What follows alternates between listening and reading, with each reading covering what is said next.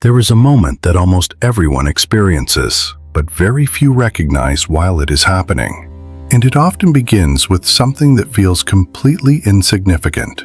A small decision between spending $100 now or holding on to it for something larger later. A choice that seems harmless, even trivial, because the amount is not life-changing and the consequences do not appear immediate. Yet hidden inside that moment is a pattern that quietly repeats itself over years, gradually shaping not just a bank account, but an entire financial identity.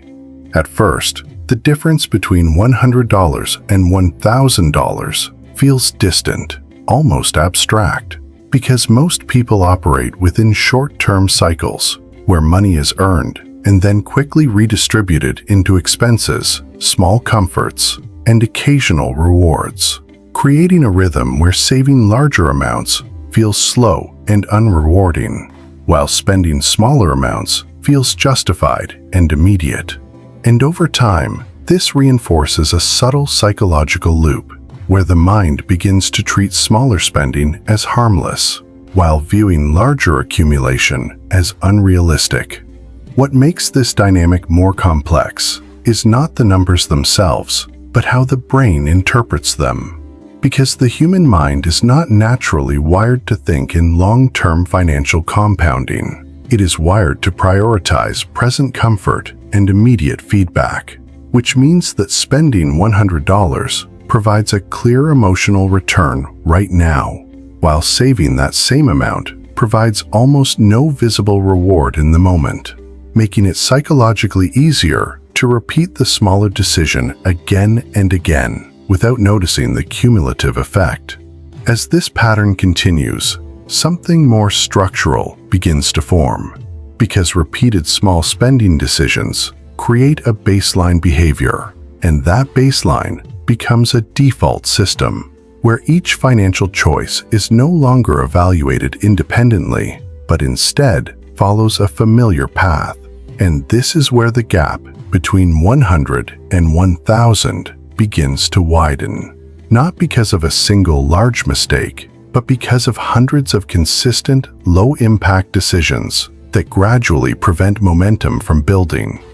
When we look at the math behind this process, the difference becomes clearer in a way that is difficult to see in daily life.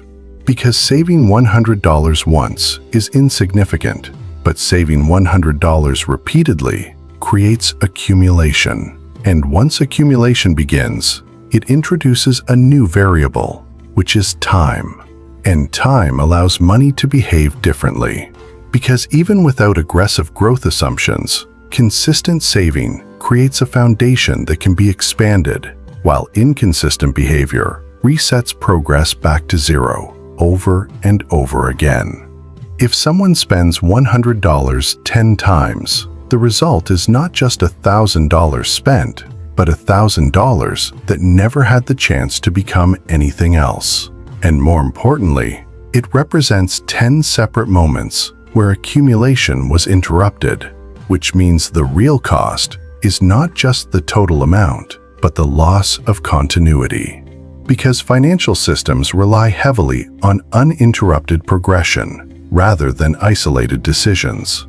This is why the transition from $100 to $1,000 is not simply about increasing income or cutting expenses, but about shifting the underlying behavior pattern. Because once someone begins to treat smaller amounts as part of a larger system instead of isolated events, the entire structure of decision-making changes. And this is often the point where financial identity begins to evolve, moving from reactive spending to intentional allocation. Historically, this pattern is not new, and it can be seen across different economic environments, where individuals who managed to accumulate modest amounts consistently were able to create stability even in uncertain conditions, while those who operated purely within short-term cycles remained vulnerable to small disruptions, which highlights that the difference is not always access to resources, but how those resources are managed over time. From a behavioral perspective, this shift is subtle but significant, because it requires redefining what a small amount of money represents. Instead of seeing $100 as disposable, it becomes a building block. And once this perspective takes hold, the decision is no longer about whether to spend or save in isolation, but about whether the action aligns with a larger system that is being constructed over time. As this mindset develops, something else begins to change, which is the perception of progress. Because instead of expecting immediate visible results, the focus moves toward consistency and accumulation, and this reduces the emotional pressure to see quick outcomes, allowing decisions to become more stable and less reactive, which further reinforces the system. Eventually, the gap between $100 and $1,000 is no longer just numerical. It becomes structural, representing two different ways of interacting with money. One where each decision resets progress, and another where each decision builds upon previous ones. And once this distinction becomes clear, the importance of small choices becomes much easier to recognize. In the end, the most significant difference is not the amount itself, but the pattern it represents. Because financial outcomes are rarely shaped by single large events, but rather by repeated behaviors that compound over time. And understanding this transforms what appears to be a simple decision into something far more influential, quietly determining the direction of financial growth long before the results become visible.